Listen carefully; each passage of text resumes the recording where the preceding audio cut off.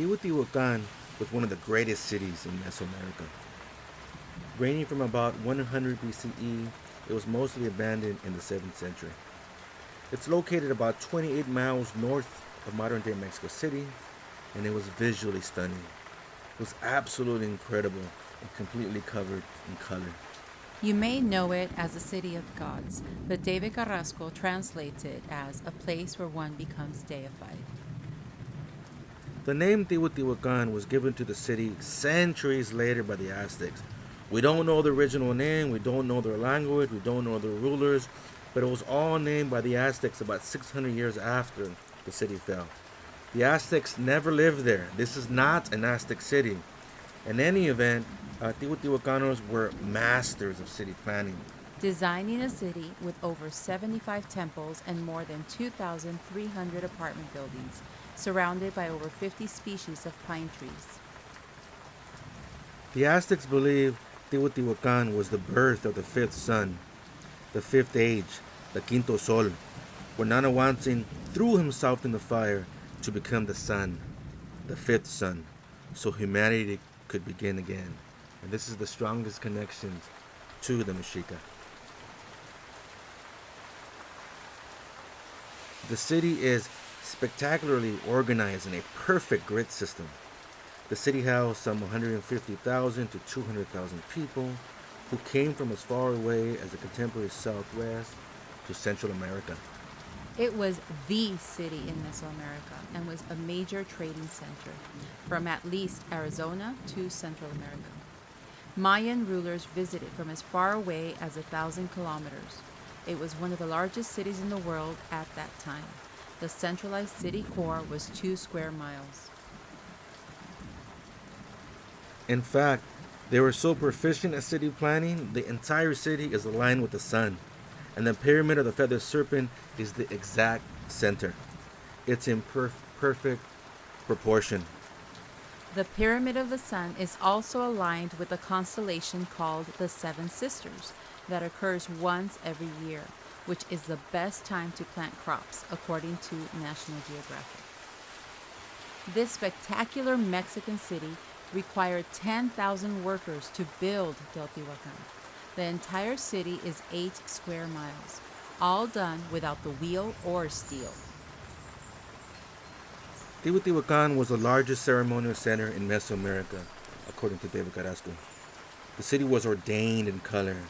This amazing, vibrant red from cinnabar. It must have been absolutely incredible. I wasn't there at the time, but it must have been amazing. So here is the Pyramid of the Sun, which weighs more than 3.5 million tons, like my ex. It required 13 square kilometers of topsoil for the interior pyramid. It uses approximately 1 million cubic yards of earth and stone. The 3 principal pyramids at Teotihuacan are the Pyramid of the Sun, the Pyramid of the Moon, and the Pyramid of the Feathered Serpent, which represents Venus. And here is the Pyramid of the Moon. And right here you can clearly see the multiple layers of the Pyramid of the Sun. That means that this pyramid, like many Mesoamerican pyramids, was built several times. In fact, a total of 7 times, one on top of the other, which was a very common practice in ancient America, constructing new buildings over existing buildings and not destroying the previous ones. The Pyramid of the Sun is still standing today. It's one of the most visited archaeological sites in all of the Americas. It was completely gorgeous. It still is. And the city glowed in red. Probably even more important is the Pyramid of the Feathered Serpent. As discussed previously, this pyramid is the precise geographic center of the city. And here are Teotihuacanos building the Pyramid of Quetzalcoatl. And here is the incredible model at the National Museum of Anthropology and History in Mexico City. But let's talk about the apartment complexes. Many were spacious and luxurious, with ample room for storage, kitchens, sleeping quarters, and a funerary space. And yes, it was customary to keep those that died in the house, or rather, buried under the house. But it's the art and the muralism found within these apartments that is our focus for the rest of this lecture. We're almost done, so hang on. So let's talk about this incredible fresco murals. Ancient Mexicans have been painting in the fresco style for more than 1,000 years. The fresco murals at Teotihuacan are probably the best examples of this. Nearly all apartment complexes were adorned by these gorgeous murals. Murals were nearly everywhere in the city. And you can see the chows and jaguars within these images, which were also common subject matters. So, fresco painting utilizes fresh plaster, and that's where the term comes from, fresco, from fresh. So, before the famous masters of the Italian Renaissance painting murals and all the Teenage Mutant Ninja Turtles, it was ancient Mexicans that were perfecting this craft in this style of public art. Okay, now this mural is from one of those from the Tepatitla apartments. It probably depicts the Holy Mountain, the creation story of Teotihuacan. And there's the mountain. Emerging from the inside is the water from the underworld. And according to Teotihuacanos, the underworld is a place full of riches, a place of abundance and fertility. There's an animated version of the Holy Mountain. Archaeologist Sergio Gomez insists that this mural is a celebration of the underworld, the sacred mountains, and how the world was created, or at least their creation story. It's the Holy Mountain that is the creation story of Teotihuacan. And mountains are sacred in Mesoamerican history, and many pyramids, like the Templo Mayor of Tenochtitlan, really are just representations of other mountains, just like the Pyramid of the Sun at Teotihuacan.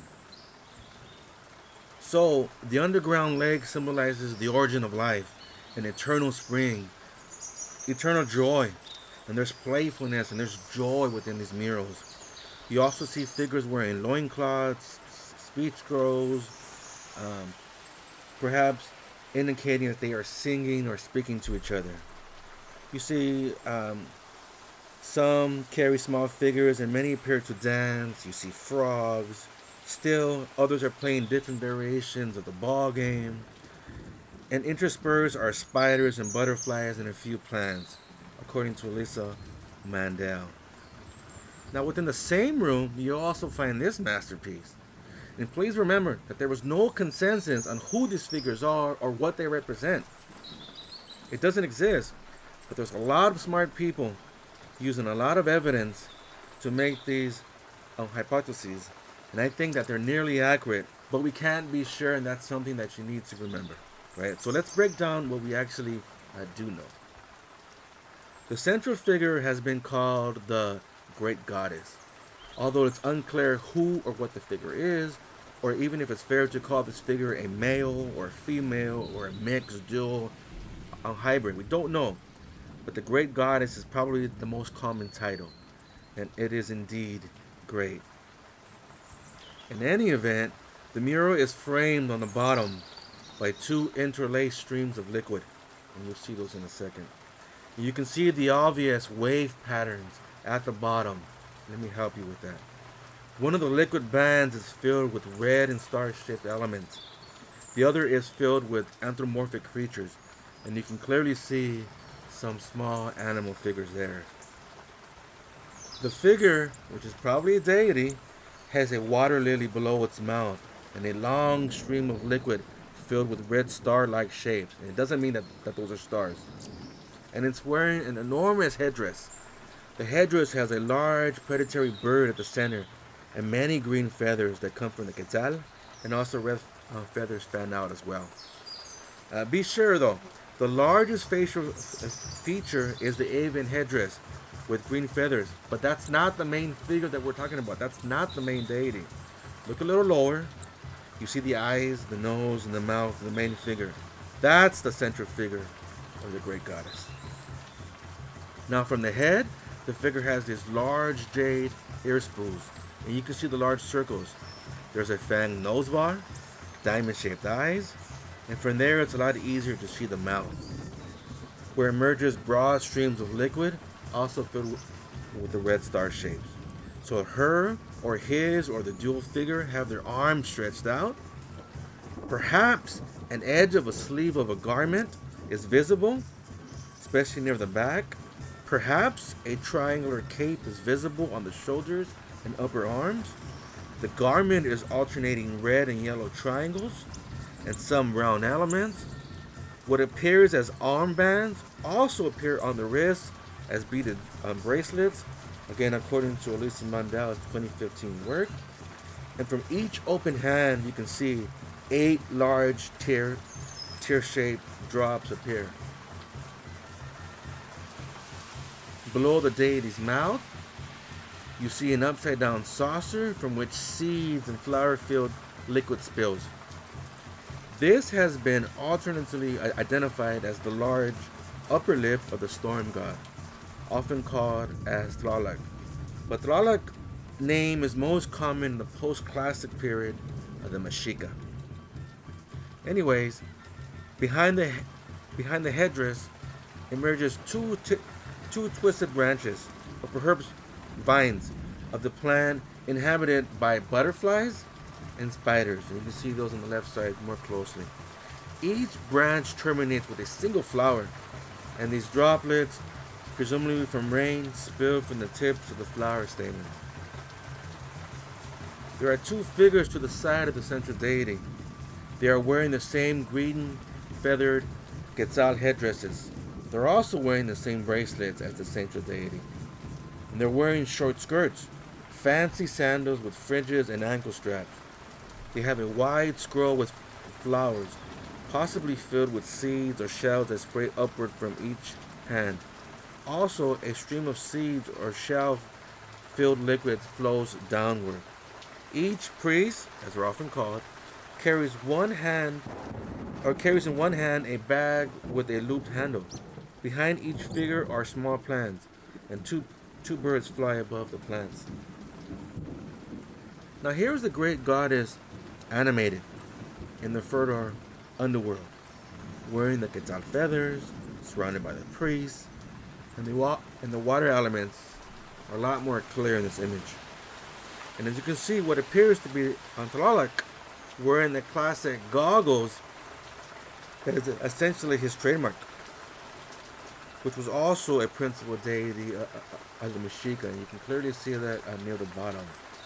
This artwork is absolutely amazing. And with regards to Tlaloc, Tlaloc had an afterlife reserved for those who died by drowning or those struck by lightning. It was called Tlalocan. So that's what you're seeing now.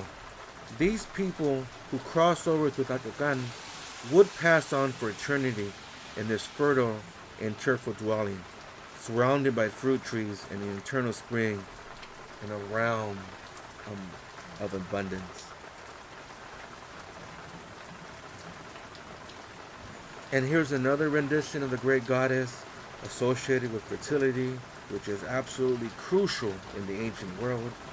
You can see the jade mask, the jade ear spools, the jade jewelry, and the headdress. Hanging from her hands appears to be hands, hearts, and of course the classic red hue is prominent within this mural. This mural is found in the upper middle class Petitla apartments. And that pretty much brings us to the end. As you see this famous celebrities at Teotihuacan. The last one's Tony Watt. I want to thank you for watching. Please have a great day, and I'll see you soon. Goodbye.